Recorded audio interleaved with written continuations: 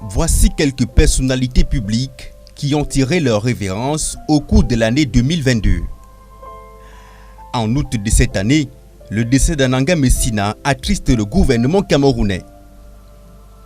Parti en Turquie pour assister au 18e salon de l'agriculture, l'ancienne ministre déléguée auprès du ministre de l'Agriculture et du Développement rural va succomber à une maladie.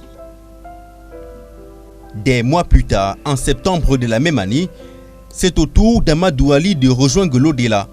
Âgé de 79 ans, l'ancien vice-premier ministre s'était retiré de la vie politique à cause d'une santé fragile.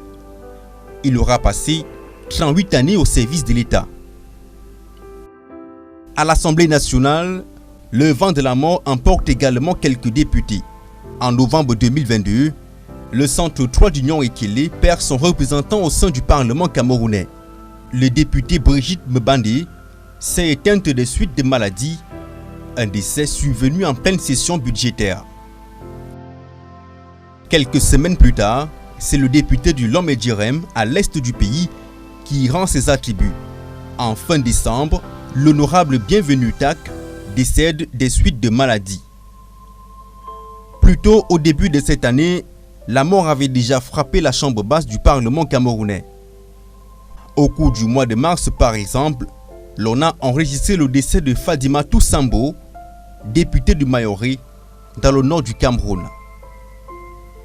Du côté de l'administration, le maire et le sous-préfet des Kondotiti tombent dans le piège des séparatistes anglophones sur l'axe qui relie la localité de Bekora dans le sud-ouest Cameroun.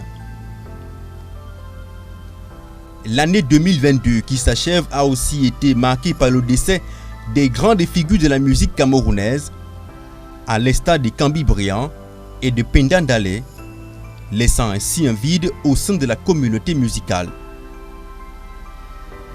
À tous, que leurs âmes reposent en paix.